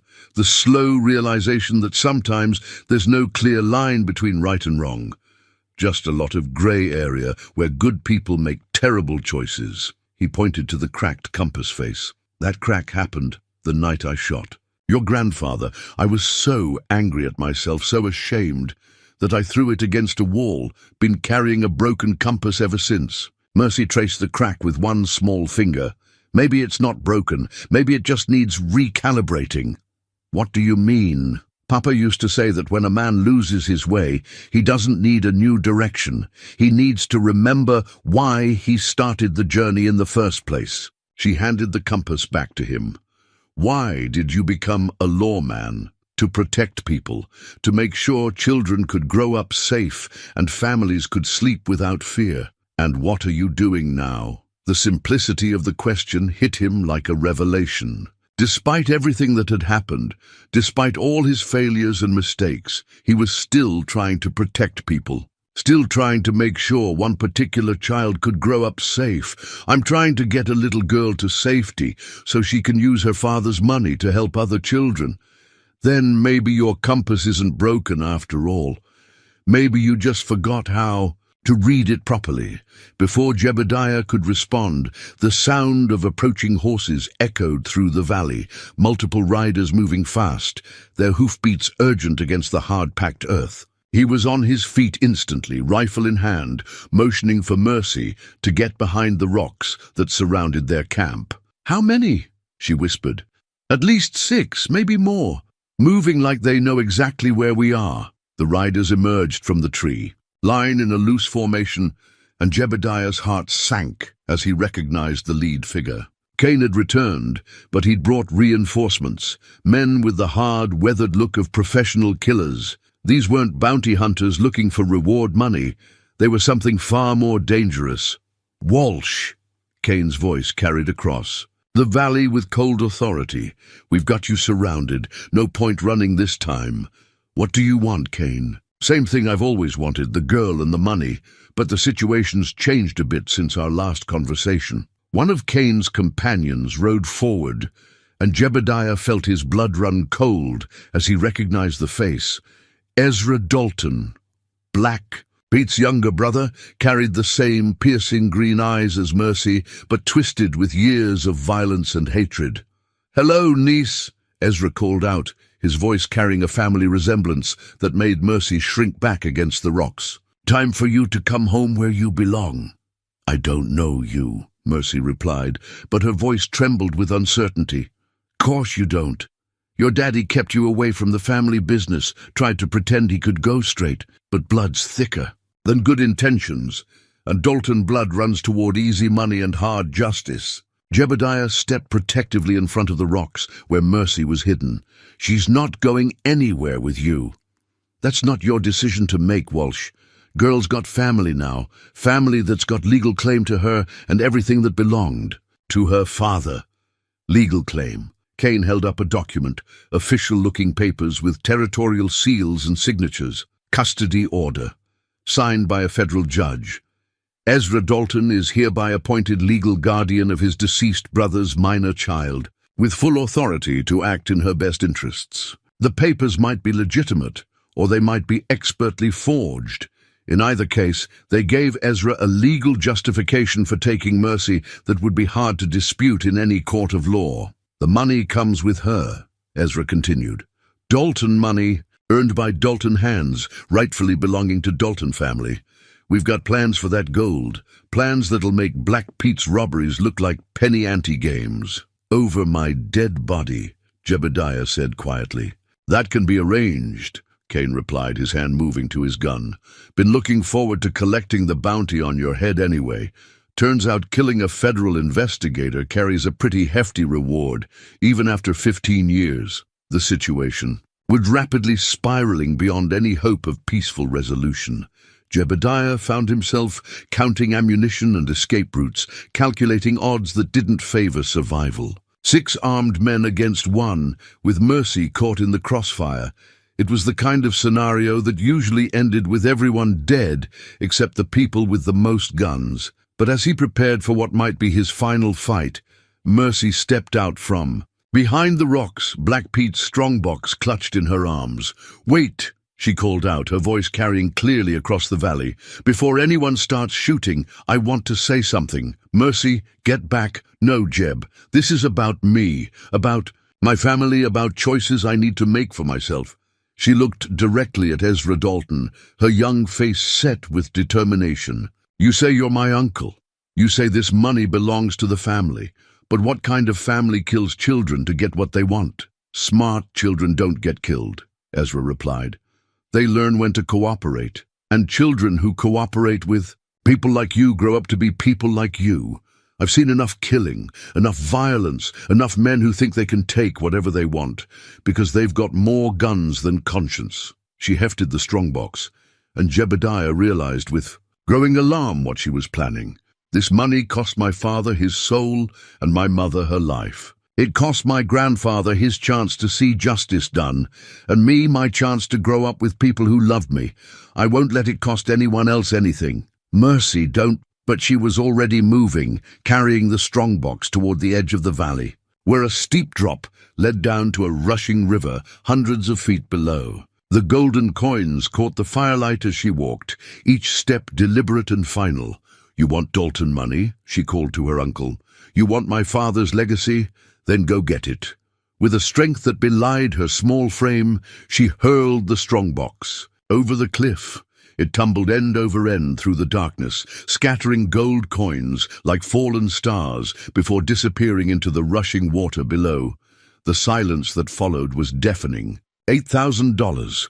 More money than most men saw in a lifetime, gone in an instant, carried away by mountain snowmelt and the courage of a 12-year-old girl who'd chosen principle over pragmatism. "You little fool," Ezra snarled, spurring his horse forward. "Do you have any idea what you've just done?" "I've just made sure my father's blood money can't hurt anyone else," Mercy replied, standing at the cliff's edge, with her chin raised defiantly. "And I've made sure you've got no reason to follow us anymore." But Cain was already drawing his gun, his face twisted with rage. "Wrong, little girl. Now we've got every reason to make sure you pay for what you just cost us." The first shot rang out across the valley, and Jebediah dove toward Mercy as chaos erupted around them.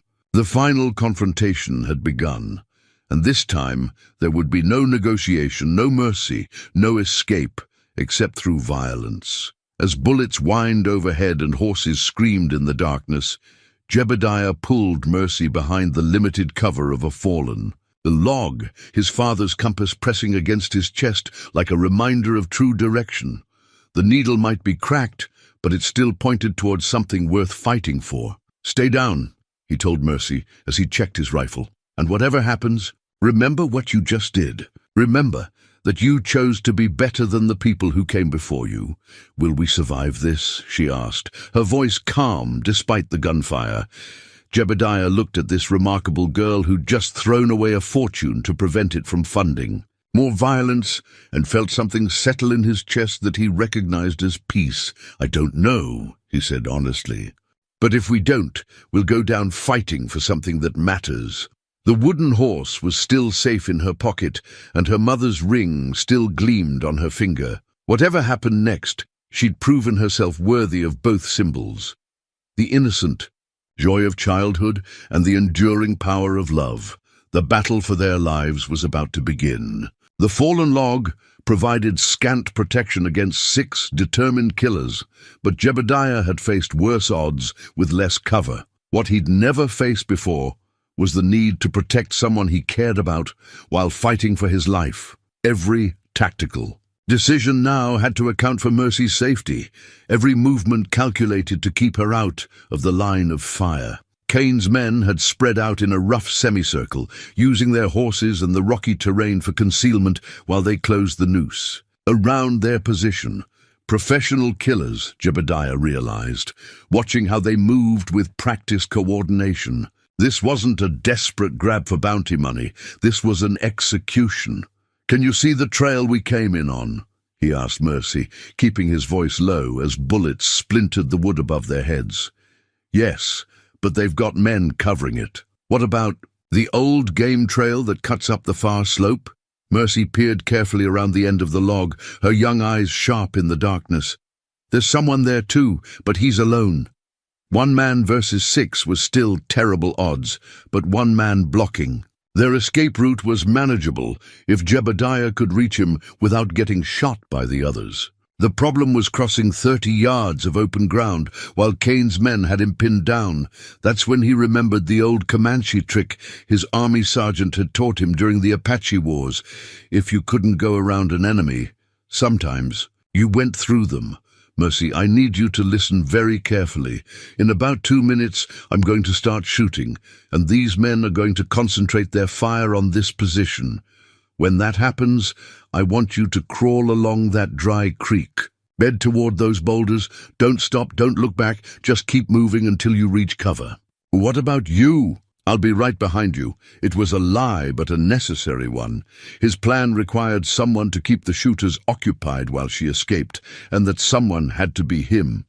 With luck, he might survive long enough to follow her. Without luck, well, at least she'd have a chance. But before he could put his desperate plan into action, one of Kane's men made a crucial error. Eager to end the standoff quickly, the gunman broke cover and tried to rush their position, counting on his companions to provide covering fire. Jebediah's Colt Peacemaker, the weapon that had made his reputation during his lawman days, appeared in his hand with practiced speed. The revolver was more than just a tool. It was an extension of his will, perfectly balanced and familiar as his own heartbeat. He'd carried it through his army service, his time as a sheriff, and all the wandering years that followed. The rushing gunman was still 15 feet away when Jebediah's first shot took him center mass, spinning him around and dropping him to the valley floor. The man's death bought them precious seconds, but it also revealed their position to the remaining attackers.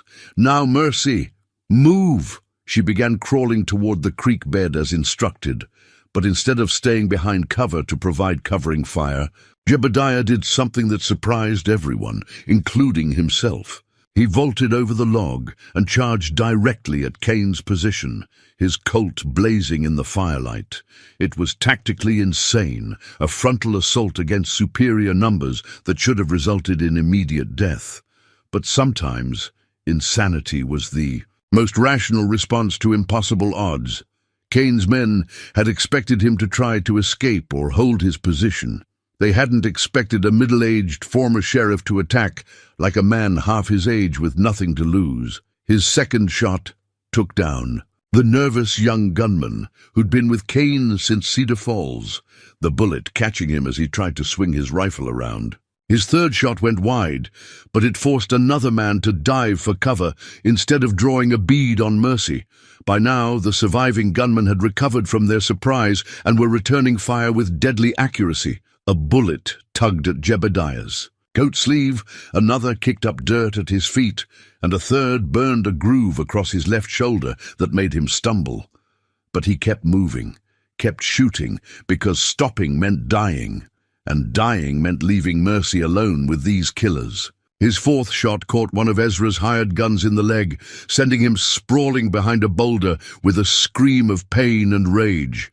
That left Kane, Ezra, and one other gunman, still bad odds, but no longer hopeless. "You're finished, Walsh." Kane shouted from behind his rocky shelter. "Throw down your gun and we'll make it quick." Jebediah's response was his fifth shot, which shattered the rock inches from Cain's head and sent stone fragments flying. He was close enough now to see the bounty hunter's face, close enough to read the surprise and growing respect in the man's eyes.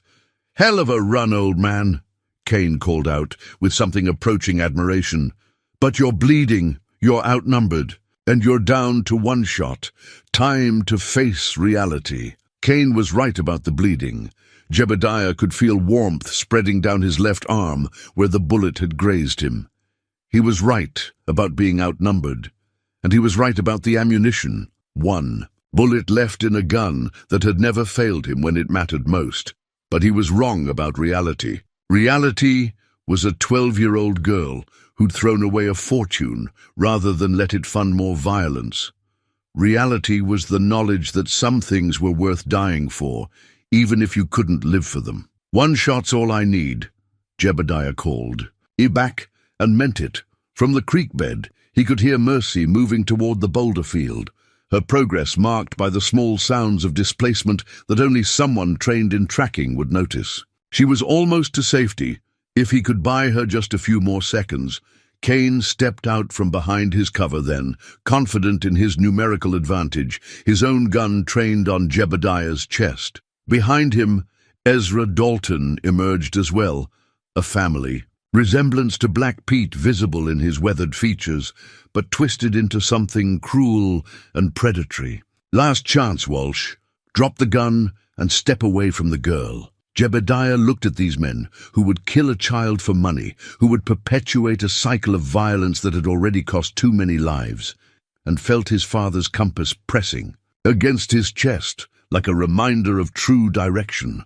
The Colt was steady in his hand, its familiar weight a comfort in the face of overwhelming odds. One shot left, 2 targets, and the absolute certainty that whatever happened next would determine whether good or evil prevailed in this small corner of the vast frontier. Time seemed to slow as Cain's finger tightened on his trigger, and Ezra raised his own weapon.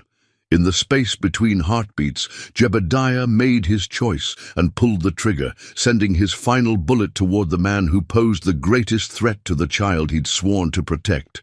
The bullet took Cain center mass, spinning him around and dropping him to the rocky ground, where he lay still.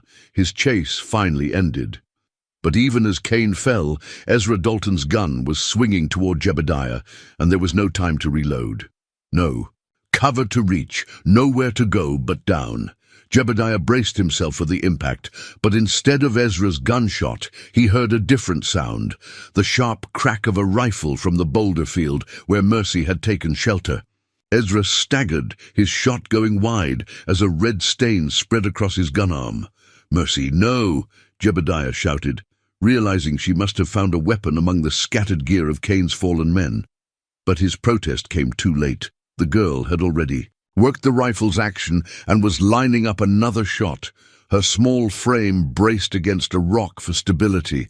When Ezra tried to switch his gun to his good hand, her second shot took him in the chest, and Black Pete's brother fell beside Cain. In the bloody dirt, the sudden silence that followed was deafening after the chaos of gunfire. Jebediah's ears rang as he looked around the valley, counting bodies and checking for survivors. 5 men dead, 1 wounded and crawling away into the darkness, probably smart enough to keep crawling until he reached the next territory. "Jeb!" Mercy's voice was small and shaken, the rifle trembling in her hands as the reality of what she'd done began to sink in. He walked to where she stood among the boulders, gently taking the weapon from her grasp and setting it aside. She was pale as moonlight, her green eyes wide with shock and something that might have been grief. "I killed him," she whispered. "I killed my own uncle." "You saved my life," Jebediah replied, pulling her into his arms, "and probably your own. Ezra Dalton would have murdered us both without a second thought. But he was family. Mama always said family was sacred, that blood meant something. Your mama was right. Blood does mean something.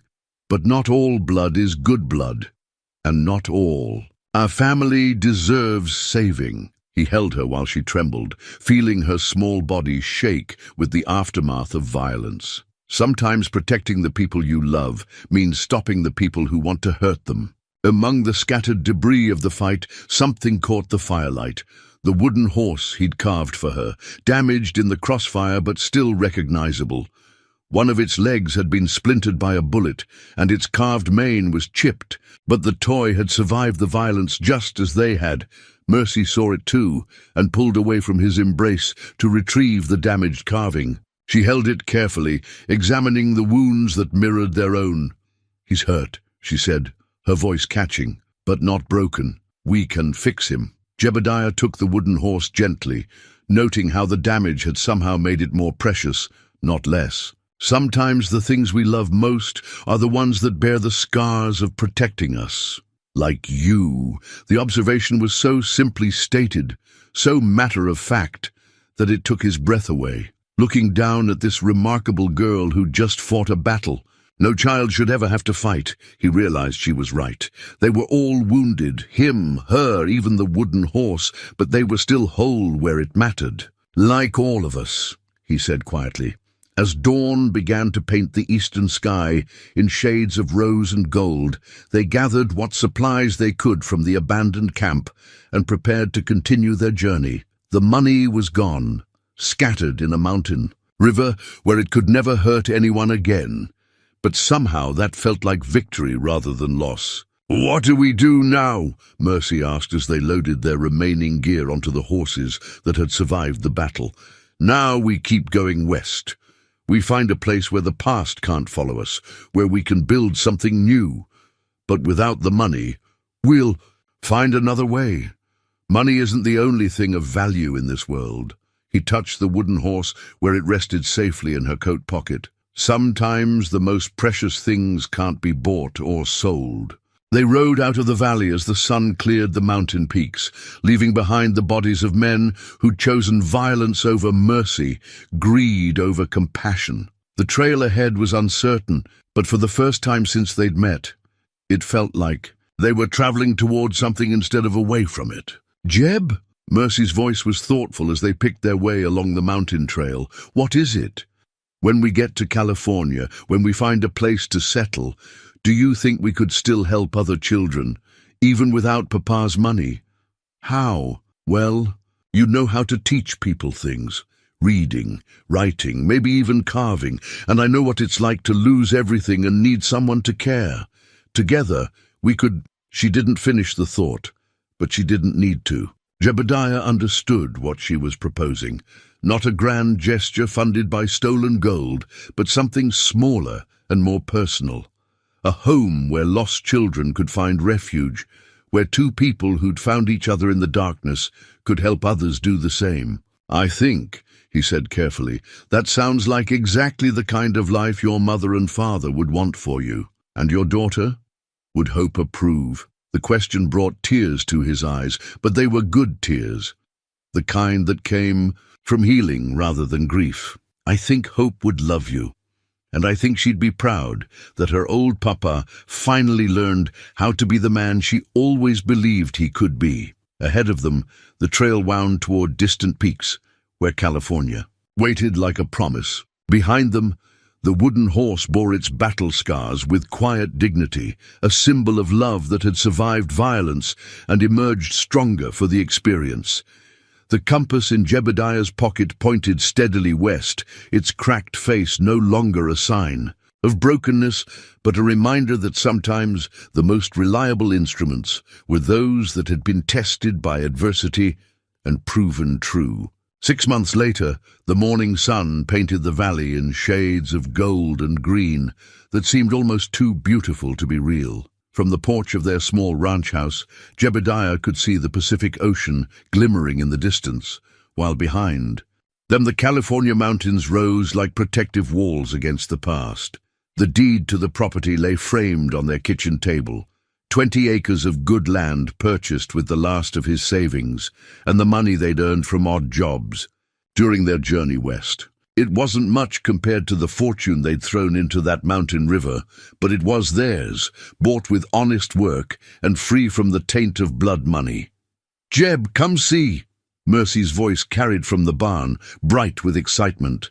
He found Her in the largest stall, where their mare had given birth during the night to a coal-black foal with white markings on its face. The baby horse stood on unsteady legs, nuzzling against its mother, while Mercy watched with the kind of joy he'd despaired of ever seeing in her eyes again. "What should we name him?" she asked, running gentle fingers along the foal's neck. "That's your decision. He's your horse." She considered this seriously, the same expression of concentration she'd worn when naming the wooden horse that now sat repaired on her bedroom shelf. The bullet damage had been carefully mended, and if anything, the scars made the carving more precious to her.